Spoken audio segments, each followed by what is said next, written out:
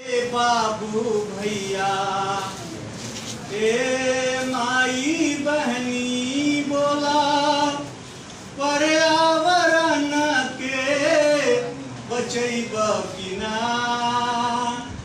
ए बाबू भैया ए माई बहनी बोला पर्यावरण के बचैब कि ना।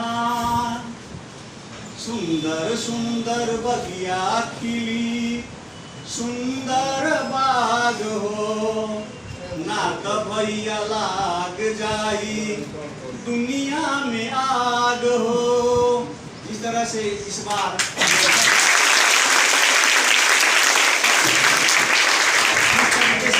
प्रेशर बढ़ गया था, उसी पे मैंने ये दो कड़ियां दी है कि सुंदर सुंदर बगिया खिली सुंदर बाग हो ना तो भैया लाग जाई दुनिया में आग हो।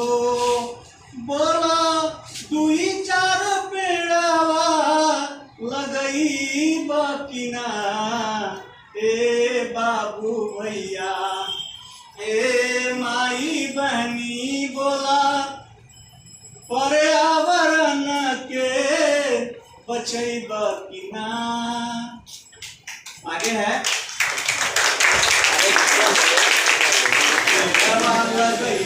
बाबू की समाज हो पेड़वे के कारण बावे जीवन बाबू आज हो।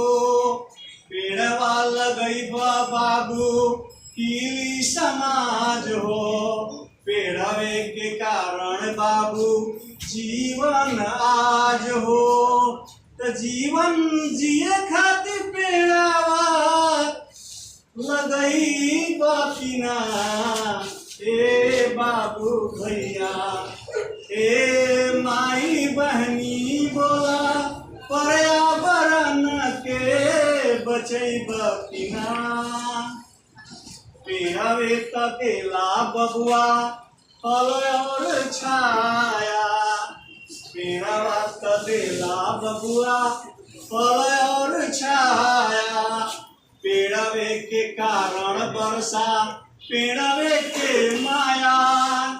पेड़वे तबेला बबुआ फल और छाया पेड़वे के कारण वर्षा पेड़वे के माया। तो पेड़वा के जीवन बचैब कि ना। जो आप लोग पेड़ काट देते हैं तो वो पेड़वा के जीवन बचैब कि ना। ए बाबू भैया ए माई बहनी बोला पर्यावरण के बचैब कि ना। आगे सुनिए, बहुत महत्वपूर्ण कड़ी है कि पेड़ पौधा जड़ी बूटी पेड़ देला हवा। पेड़ पौधों से ही जड़ी बूटियां बनती है। पेड़ पौधा जड़ी बूटी पेड़ पौधा देला हवा। हर एक पेड़ावा बा हर रोग के दावा। पेड़ पौधा जड़ी बूटी पेड़ देला हवा। हर एक पेड़ावा बा हर रोग के दावा। तो पेड़ पौधा के जीवन में बसैब कि ना। ए बाबू भैया ए माई बहनी बोला पर्यावरण के बचैब कि ना। ए बाबू भैया ए माई बहनी बोला पर्यावरण के बचैब कि ना।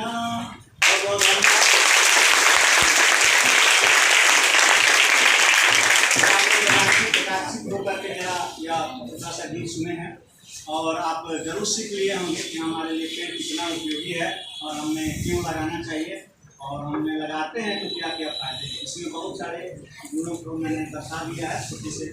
अब अगली कड़ी में मैं चाहूँगा कि वन परिषद सुजीत कुमार जी मंच पे मंचासीन है। मैं चाहूँगा कि वे आए और अपने विचारों से वन महोत्सव के इस परिक्रमा